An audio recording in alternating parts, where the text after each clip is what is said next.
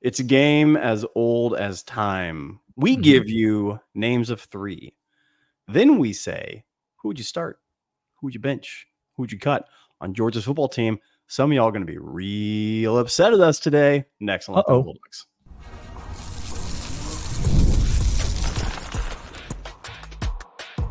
You are Locked On Bulldogs, your daily podcast on the Georgia Bulldogs. Part of the Locked On Podcast Network, your team every day.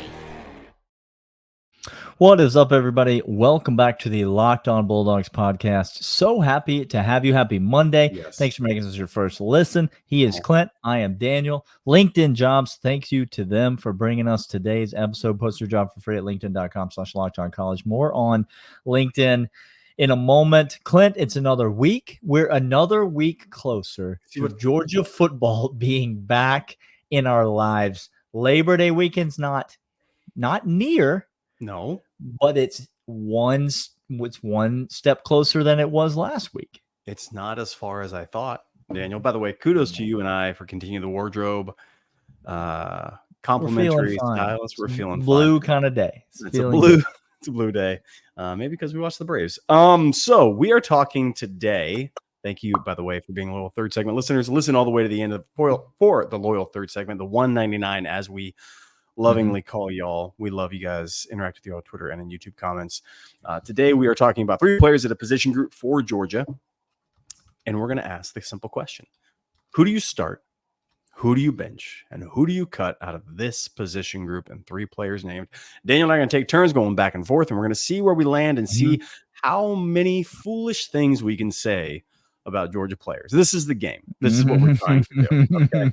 So Daniel, I cede the floor to the representative from Nashville. See, I have this smile on my face because I'm going to hurt you right away. I'm going to go to the position group. What I'm going to do, I'm going to force your hand. And I'm going to hurt you in your ego place. It's going to force you to backpedal. Watch how fast my man can get in the stance and backpedal here. Once I ask him, left arm going to be thrown out there. He said, "I move forward." That's it. All right, we're gonna go start, bench, cut with 3 wide receivers. Are you ready, Clint? Just for our people. The name of the game is this: we get 3 players on the team. One of them has to be started. One of them cannot start, must be benched. And so you have him still on the team. If you need him, he's able to sub in, but he cannot be a starter for you. And the other one, wave goodbye. You transferred to Louisville or somewhere, okay? Like he gone. Or UCF, South Alabama. Sure. Any of those are good options. Most are better than Louisville. All right, here we go. You ready? 3 names. I'm ready. Dom Lovett. Great. Dylan Bell. Oh. Colby Young. Yeah. Colby Young. Here we go. Oh, my gosh. Now it's an easy answer for the whole general public. Everybody knows how they feel. Clint, on the other hand, I have different feelings. He has feelings that are different than you. I have different feels. Yeah, that's why I bring it up right off the jump. Oh. Okay, well, let's start with right out of the gate, the easiest thing for me in the entire world. His name's Dylan Bell, and for me, he's the best wide receiver on this team. And yes, I said he's the best wide receiver on this team because there's no single part of the field. There's no single down. There's no single distance. There's nothing in which he's on the field, and I think, that's he needs to come. We need a different package than Dylan Bell out there. Yeah, doesn't matter the time of the game, the position on the field, what the situation down the distance is. So Dylan Bell for me is start. Now we get to the real. Let's go ahead and take First of all, there are people out there who disagree with you about that. Right there away. Are people in the comments right now who are like, I like Dylan Bell and all, but I don't think he would be my first choice of those 3. Dom Lovett's a great wide receiver. He can't do what Dylan Bell does. He can't do what Dylan Bell does. I'm sorry. The justification. I don't hate it. I'm not mad at you, Clint. But this question is, are you going to stick by your guns? You just said Dom Lovett's a great wide receiver. We know that's true. We've seen it with our own 2 eyes in a Georgia uniform. Okay.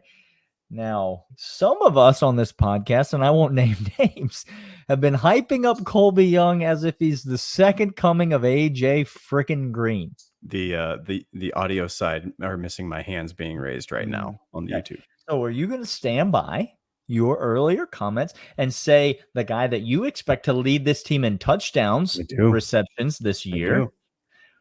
Or are you going to go with a guy that some people would say is the best wide receiver on our team in Dom Lovett? This is painful. It's not only ego hit painful. It's not only calling my shot painful. It's I'm taking seriously this idea that they're on the squad, and then the other one has to go. You're no longer allowed to cheer for them. They're not part of your team. I can't cheer for them anymore. I can't get up and get excited on those touchdowns. Look, sometimes in poker, you have a strong starting hand. You come out betting real heavy and strong. We're about to get a Kenny reference here. Kenny going to make an appearance. And then you see bad the board. Chicken. It's bad chicken, Clint. And then you have to understand the context, and you have to pull back the big bet because somebody else got better cards. And it doesn't matter what you started with. It doesn't matter how you bet at the beginning.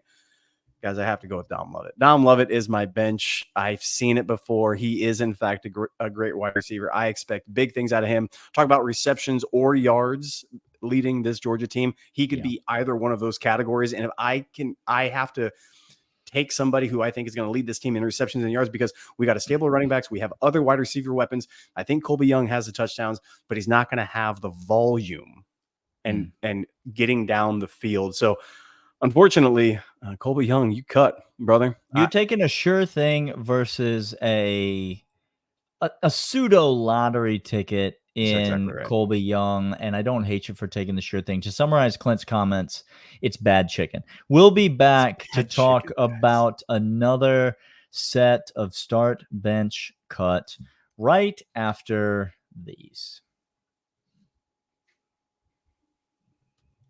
These are, in fact, LinkedIn. When you're hiring for your small businesses, you want to find quality professionals that are right for the role. That's why you have to check out LinkedIn Jobs. LinkedIn Jobs has tools to help the right professionals for your team faster and for free right now. If you're looking to hire or be hired, you need to get LinkedIn. LinkedIn isn't just a job board. Caliber candidates. That's what you're looking for. Starter caliber. Don't cut them. Don't bench them. We go for that first category. That's exactly right.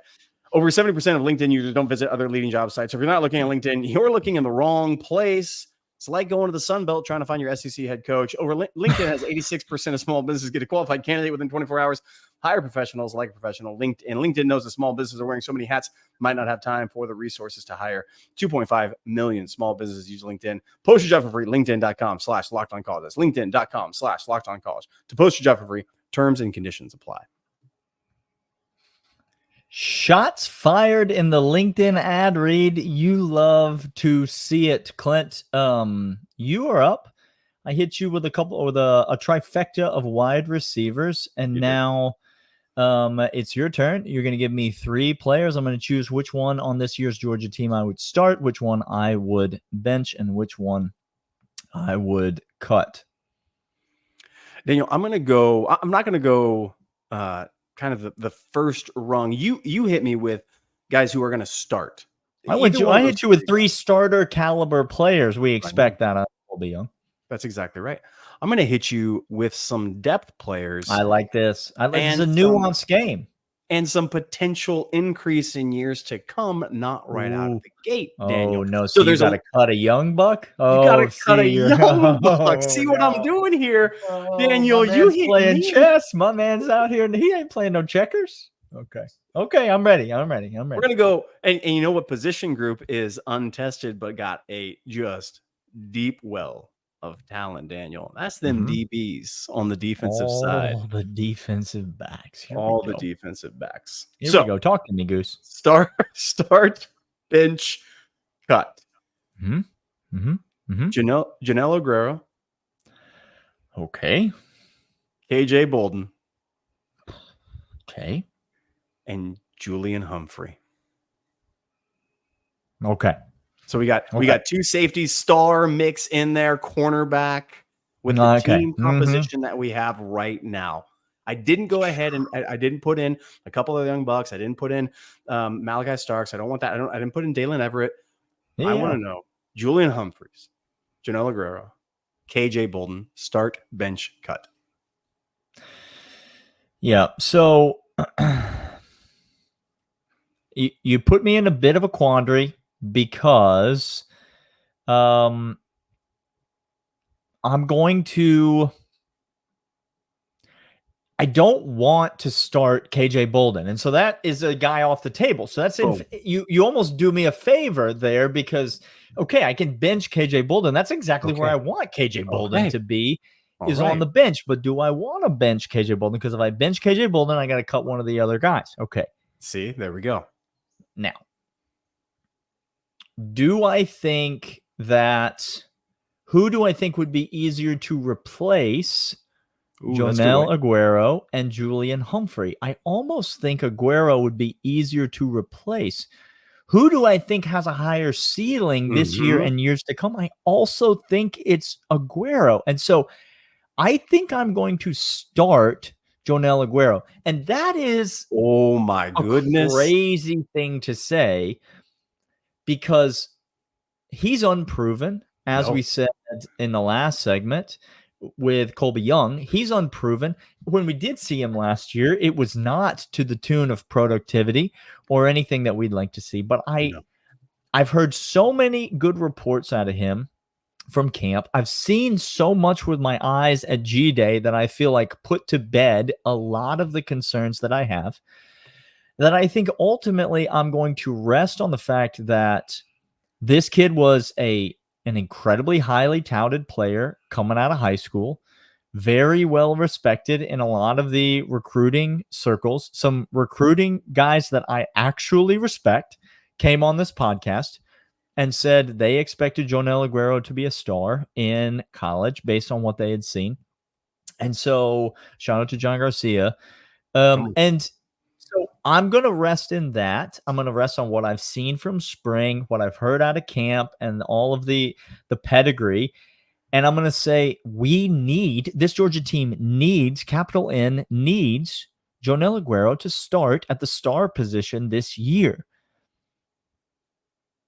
I cannot give up KJ Bolden. So I'm going to bench him, and I'm going to have to cut Julio, and that hurts me for many reasons. Number one, I think Julian Humphrey coming back to Georgia after entering the transfer portal is probably one of the biggest things to happen to Georgia this offseason. I think it was a very underrated moment in the offseason. I think him being a part of the squad is huge for this Georgia team.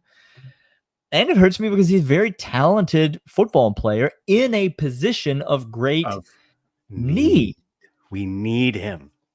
But I'm going to rest on the fact that I have Dalen Everett. Yeah. And then I'm going to say that a guy like Daniel Harris is going to be able to hold things down until Ellis Robinson is ready. Ellis Robinson is going to keep getting sprinkled in early action. We're going to see a lot more of him, but he's not going to be asked to carry all the weight. We're going to rotate guys in. We have some veterans that don't do anything by way of, wowing you with their overall skill set, but they're competent enough for this team to try to get by. Unfortunately, the schedule does not lend itself towards getting by. Good Lord have mercy. But I'm going to let Julian Humphrey go. Wow. I'm going to keep KJ Bolden on the roster for depth. And because he's going to be a generational talent, I firmly believe that. I can't let him go. Yeah. And I'm going to start Jonelle Aguero. Am I totally crazy? See, well, here's where I thought you were going to go. You actually did the thing right off the bat that I thought you can't let go of KJ Bolden. KJ Bolden might wind up being, and Georgia fans, I know what I'm about to, I know the Hall of Fame. He doesn't know. I do. Every time he tells you he knows, he doesn't know. No, I do know. I know the names at safety for Georgia. Sure. KJ Bolden might be up there in the top 3 when all is said and done. I know. You can't let him go. He's immediately got to go to the bench. You got to go between the other two guys. Okay. What I thought you were going to do is say, because we have KJ, maybe we just start him and just let him learn on the fly. Oh, I see. Okay. And keep Aguero. You have to cut Aguero in that case because I think the ceiling is higher for Bolton than is Aguero. And if that's the case, then I'm going to have Humphrey, a proven guy, proven in quotes, guy who's had experience out on the outside. KJ, no experience. Partner him with Malachi Starks and let Aguero go, which is crazy to think about too. I think both scenarios are crazy. I don't think you're insane. I think you made a lot of sense as you were talking. I began coming over from my perception of what I thought you were going to do. So it's a tough one. That was a solid group of 3 names. We got 3 more coming up right after this.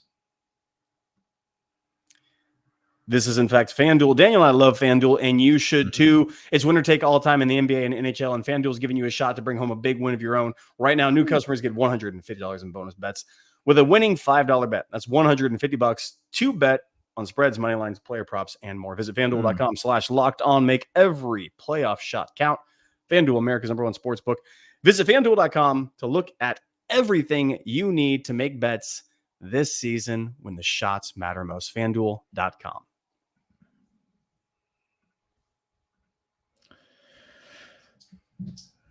Okay. Daniel, we have one more set of 3 names. I think we're going to be doing this. This is going to be a regular recurring thing. We're in just the abject heat of horrible summer, which, by the way, I can't stand summer. Summer is the worst season of all the seasons. It's the worst thing. Correct. Worst noun in the English language. Summer. Summer. Okay. If you're a person who loves summer, with all due respect, stop listening to this podcast. Like, I don't know. I don't know what to tell you. We've got plenty of downloads. We're not interested in one more. Okay. Like, it's not $199. Zach, am I going to be getting an email from you about this, Zach? It's fine. Zach is fine with it. $199 is here. The loyal $199 is here. They love the banter. People in the Clemson $199 fan, by the way, notably in the comments. Clemson fan in the comments saying, "We know Cade is in fact a turnover machine. Tell us something we don't know." Oh no, they know. They know that Cade. They know. Well, you hate to see that. We know that they know that they know. Daniel. So we're going to keep on doing this throughout the off season. Don't worry. This won't be our only time. So, do you want to take the floor? Or do you want me to take the floor on the final? You got okay. All right. I got it. Are you ready? You already did me dirty once. Don't do me dirty twice. Well, I'm going to mix things up here. Okay. So far, we've been sticking with a position group. I'm not going to do that for you. Okay. I'm going to bounce around. You understand what I'm trying to say? This is what I was going to do, by the way. I had 3 names that I was just going to say. Positionless. We're gonna Tom Crean this. We're gonna go to the. Oh, I'm on tilt now. I can't. He said we're gonna Tom Crean this, so I guess we should just hit end recording. Is that what we're gonna do? Like, we're done. No, but just we're finished. No, that's it. Okay, stop. That's all. We're still recording, people. Still listen. Here we go. I'm gonna give you Trevor Etienne. Okay. Oscar Delp. Here we go. Wow. And Jared Wilson. 3 names on the offensive side of the football. 3 presumed starters on the offensive side of the football. I would say 2 of them are 1,000% locks to be starters. And Trevor Etienne is as close to a lock as one could be to be a starter. But only one of them is going to be a starter in your economy, Clint. Only one. I have a quick. Will Kirby Smart know the results of me saying start, bench, and cut? Does he know what I say? Kirby, are you listening to the pod? I don't know. Like, are you? Because if he finds out, if I could do this in secret, you're saying the kid just gets cut, but he doesn't know it's your fault. Yeah, is that what you're saying? It's my fault. That's what I'm saying. I would say this happens over the course of time. Okay, like this is just something that happens. It's Kirby's decision whether to cut Jared Wilson. If he's my cut and Kirby knows about it, I feel getting shanked. Yeah, he's coming at you with a makeshift shiv or some kind. He's gotten cardboard, and it is. Yeah. Okay. Okay, let's start diagnosing this. Etienne is at a position that is of we thought not need, could be need because of injuries at the running back position. I don't want Dylan Bell heading back behind Carson. No. You started him not at running back. Okay, you put him on the edge. That's fine with me. Yeah. All right. So that's but you've got with Branson's injury question mark. And then obviously you have a Rob who we loved what we saw from him, but that's one running back, and then you got Cash Jones, and then you got a bunch of freshmen, and so not great. Not great. Oscar Delp, is he going to have the productivity that we expect at a tight end? It looks like he is that dude, but also we got Jurosik, we got a couple of guys, we got a freshman Riddell who looks pretty competent. Lucky Lawson's going to be great. Lucky Lawson, okay. Pierce Spurlin's going to be great. Yeah, there's plenty. Okay, all right. Well, medical stuff with him. Okay, yeah. Jared Wilson eventually on the roster. Sure. Well, I mean, okay. Jared Wilson, offensive line. We have 6 offensive linemen. It looks like that we're rotating through. That's right. So you could lose one. Is that the one? Is that the one you could lose? I am starting, and I'm going to go back. I'm going to double down on something you and I have said. Okay. What was the offensive lineman that we lost last year that we thought we couldn't replace and is going to be the hardest to replace? Well, that's Cedric Van Pran, the position in which right now Jared Wilson. You're talking about his replacement. His replacement. Who's the replacement of the replacement? That's what you're asking. Well, I'm asking who's the assistant to the assistant is more what I'm asking. Yeah. I am going to start Jared Wilson. I need an offensive line. I need him right in the center. I can't lose any continuity on the offensive line. Not with Carson Beck, not with the offense, not with Bobo. No, you cannot have any screw up there. I'm starting him. And that's not a skill position. That's crazy. Now, it's a winning position. I mean, skill position. What are we, Oklahoma fans? Like, what are we, USC fans? Like, we're not. Like, this is where we win. We win. That's the difference. This is going to just piss everybody off. Here we go. I'm benching Trevor Etienne and I'm cutting Oscar Delp. I'm sorry. There's nothing. If this year's I need running backs. I need Etienne. I need Taco Bell runs. I need those chunk plays. I need 20 to 30 yard. I need that so badly. Oscar Delp, you're not going to be Brock Bowers because no one can. I'm not. Jurosik, by all accounts, is a competent tight end, and we got talent unproven behind. We have wide receivers. I don't know if we have another running back like Etienne. We don't have a tight end like Oscar Delp, but we have closer replicas. We don't have somebody close to Etienne at running back position. And with the unproven, with the talent drop off, I think I got to say bye to Oscar Delp. I've just made every dog fan pissed at me, Daniel. But dog fans, how would you do it differently? Like, I don't see another way around it. I don't think there are any dog fans that are cutting Trevor Etienne. No, I just, with the injury situation and the depth at running back, you better be a really big Cash Jones fan or think that one of these freshmen is going to absolutely come in and be ready from day one, because you need more than one running back.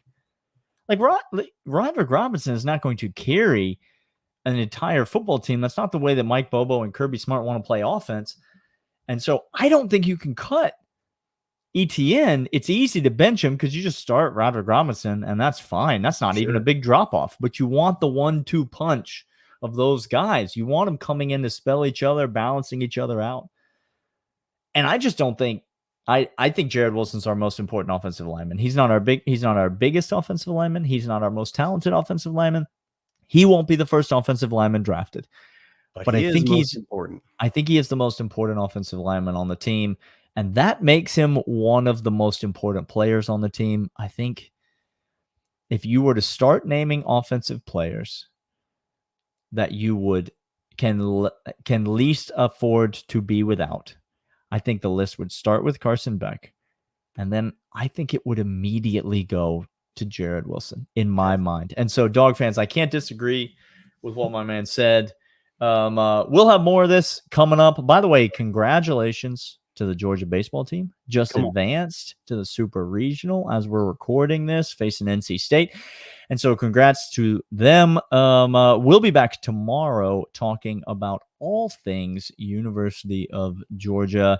Maybe playing another one of your favorite games. So get ready for that tomorrow on the Locked On Bulldogs podcast. We'll see you then. See ya.